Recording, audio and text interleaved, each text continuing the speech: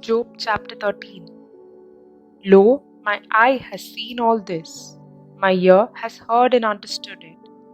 What you know, I also know. I am not inferior to you, but I would speak to the Almighty, and I desire to argue my case with God.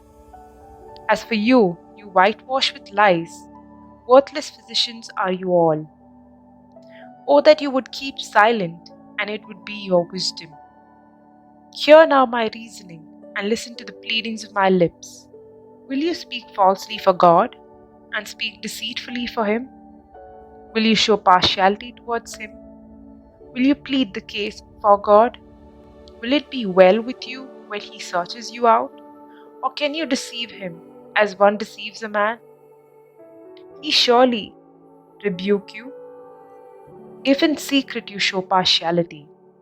Will not His majesty terrify you, and the dread of Him fall upon you? Your maxims are proverbs of ashes, your defenses are defenses of clay. Let me have silence, and I will speak, and let come on me what may. I will take my flesh in my teeth, and put my life in my hand. Behold, he will slay me. I have no hope. Yet I will defend my ways to his face. This will be my salvation, that a godless man shall not come before him. Listen carefully to my words, and let my declaration be in your ears. Behold, I have prepared my case. I know that I shall be vindicated. Who is there that will contend with me? For then I would be silent and die. Job's despondent prayer. Only grant two things to me, then I will not hide myself from thy face. Withdraw thy hand far from me, and let not dread of thee terrify me. Then call, and I will answer, or let me speak, and do thou reply to me. How many are my iniquities and my sins? Make me known my transgressions and my sin. Why dost thou hide thy face, and count me as thy enemy? Wilt thou frighten a driven leaf, and pursue dry chaff? For thou writest bitter things against me, and makest me inherit the iniquities of my youth. Thou puttest my feet in the stocks, and watchest all my paths. Thou settest a bound to the soles of my feet. Man wastes away like rotten thing, like a garment that is moth-eaten. Job chapter 14. Man that is born of a woman is of few days and full of trouble. He comes forth like a flower and withers. He flees like a shadow and continues not. And dost thou open thy eyes upon such a one, and bring him into judgment with thee? Who can bring a clean thing out of an unclean? There is not one. Since his days are determined, and the number of his months with thee, and thou hast appointed his bounds that he cannot pass, look away from him, and desist, that he may enjoy, like a hireling, his day. For there is hope for a tree if it be cut down, that it will sprout again, and that its shoots will not cease. Though its root grows old in the earth, and its stump die in the ground, yet at the scent of water it will bud, and put forth branches like a young plant. But man dies and is laid low, man breathes his last, and where is he? As water fail from a lake, and a river wastes away and dries up, so man lies low, and rises not again. Till the heavens are no more, he will not awake, or be roused out of his sleep. O that thou wouldest hide me in Sheol, that thou wouldest conceal me until thy wrath be past, that thou wouldest appoint me a set time and remember me. If a man die, shall he live again? All the days of my service I would wait, till my release should come. Thou wouldest call, and I would answer thee. Thou wouldest long for the work of thy hands, for then thou wouldest number my steps. thou wouldest not keep watch over my sin, my transgression would be sealed up in a bag, and thou wouldest cover over my iniquity. But the mountains fall and crumbles away, and the rock is removed from its place. The waters wear away the stones, the torrents wash away the soil of the earth. So thou destroyest the hope of man. Thou prevailest for ever against him, and he passes. Thou changest his countenance, and sendest him away. His sons come to honor, and he does not know it. They are brought low, and he prevails it not. He feels only pain of his own body, and he mourns only for himself. Job chapter 15. Eliphaz speaks. Job undermines religion. Then Eliphaz the Temanite answered, should a wise man answer with windy knowledge, and fill himself with the east wind? Should he argue in unprofitable talk, or in words with which he can do no good? But you are doing away with the fear of God, and hindering meditation before God. For your iniquity teaches your mouth, and you choose the tongue of the crafty. Your own mouth condemns you, and not I, your own lips testify against you. Are you the first man that was born, or were you brought forth before the hills? Have you listened to the counsel of God, or do you limit wisdom to yourself? What do you know that we do not know? What do you understand that is not clear to us? Both the grey-haired and the aged are among us, older than your father. Are the consolations of God too small for you, or the word that deals gently with you? Why does your heart carry you away?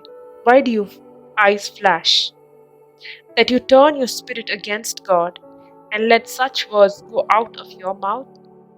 What is man that he can be clean, or that he is born of a woman that he can be righteous?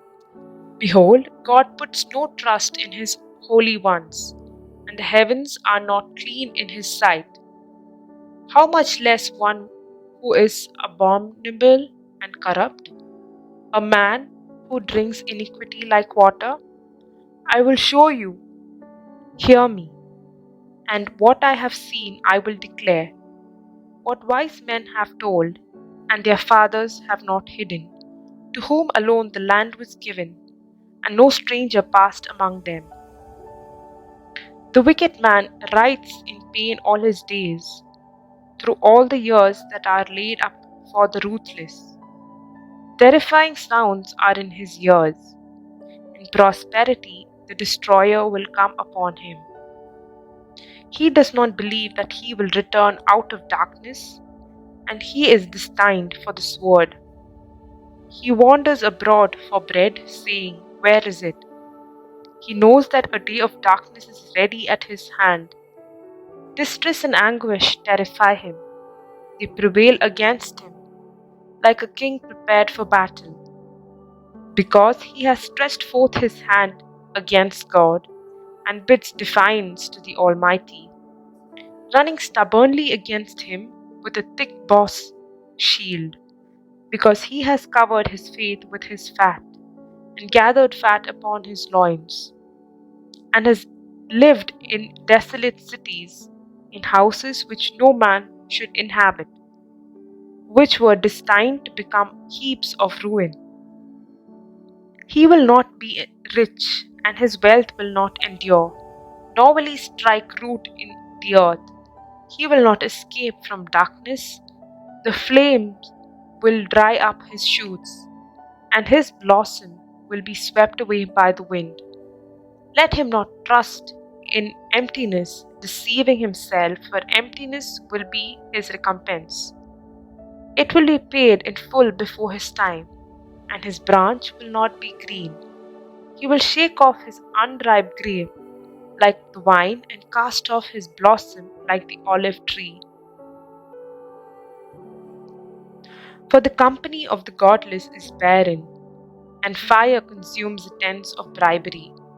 They conceive mischief and bring forth evil, and their heart prepares deceit. Job chapter 16. Job reaffirms his innocence. Then Job answered, I have heard many such things. Miserable comforters are you all. Shall windy words have an end? Or what provokes you that you answer? I also could speak as you do. If you were in my place, I could join words together against you and shake my head at you. I could strengthen you with my mouth, and the solace of my lips would assuage your pain. If I speak, my pain is not assuaged, and if I forbear, how much of it leaves me? Surely, now God has worn me out. He has made desolate all my company. And he has shriveled me up, which is a witness against me. And my leanness has risen up against me. It testifies to my face. He has stoned me in his wrath and hated me. He has gnashed his teeth at me. My adversary sharpens his eyes against me. Men have gapped me with their mouth. They have struck me insolently upon the cheek. They mass themselves together against me. God gives me up to the ungodly and casts me into the hands of the wicked. I was at ease, and he broke me asunder. He seized me by the neck and dashed me to pieces. He set me up as his target. His archers surround me. He slashes open my kidneys and does not spare. He pours out my gall on the ground. He breaks me with breach upon breach. He runs upon me like a warrior. I have swed sackcloth upon my skin, and I have laid my strength in the dust. My face is red with weeping, and on my eyelids is deep darkness. Although there is no violence in my hands, and my prayer is pure, O earth, cover not my blood, and let my cry find no resting place. Even now, behold, my witness is in heaven, and he that vouches for me is on high. My friends scorn me. My eye pours out tears to God, that he would maintain the right of a man with God, like that of a man with his neighbor. For when a few years have come, I shall go the way whence I shall not return.